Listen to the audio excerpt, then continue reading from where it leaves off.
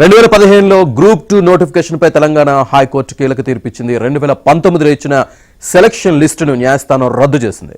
OMR షీట్లు revaluation చేసి మళ్లీ సెలక్షన్ లిస్ట్ ఇవ్వాలని, 8 వారాల్లో తుది లిస్టు ప్రకటించాలని టీజీపీఎస్సీని హైకోర్టు ఆదేశించింది.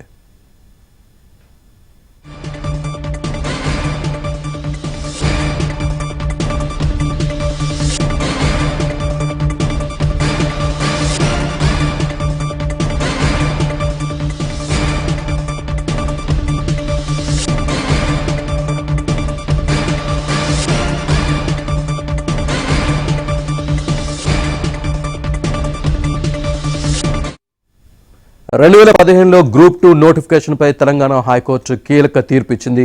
2019లో ఇచ్చిన సెలక్షన్ లిస్టును న్యాయస్థానం రద్దు చేసింది. ఓఎంఆర్ షీట్లు రీవాల్యుయేషన్ చేసి మళ్లీ సెలక్షన్ లిస్ట్ ఇవ్వాలని, 8 వారాల్లో తుది లిస్టు ప్రకటించాలని టీజీపీఎస్సీని హైకోర్టు ఆదేశించింది. పూర్తి డీటెయిల్స్ మా క్రైమ్ కరెస్పాండెంట్ ప్రవీణ్ అందిస్తారు. ప్రవీణ్, గ్రూప్ 2 నోటిఫికేషన్ పై హైకోర్టు కీలక తీర్పు వెల్లడించింది. 2019 రద్దు చేస్తూ కొద్ది నిమిషాల క్రితమే హైకోర్టు కీలక తీర్పుని వెల్లడించిందని చెప్పాలి.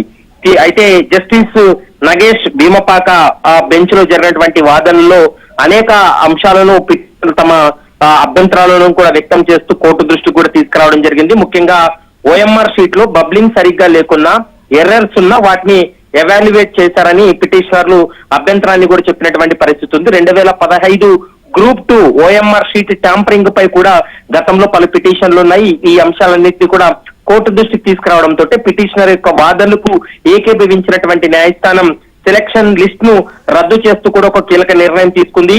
ఓఎంఆర్ షీట్ లో రివాల్యుయేట్ చేసి మళ్ళీ సెలక్షన్ లిస్ట్ ఇవ్వాలంటూ కూడా హైకోర్టు ఆదేశించింది. 8 వారాల్లో తుది లిస్టు ప్రకటించాలని టీజీపీఎస్సీకి హైకోర్టు ఆదేశాలు ఇచ్చినటువంటి పరిస్థితి ఉంది.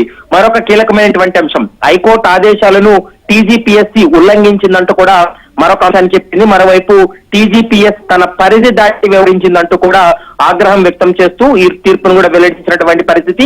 2016 లో జరిగినటువంటి ఈ గ్రూప్ 2 పరీక్ష వ్యవహారానికి సంబంధించి మరోసారి లిస్టును కూడా విడుదలయ్యేటువంటి అవకాశం ఉంటుంది. ఈ ప్రక్రియ అంతా కూడా 8 వారాల్లో పూర్తి చేయాలంటూ కూడా హైకోర్టు అయితే స్పష్టం చేసినటువంటి పరిస్థితి కనపడుతుంది.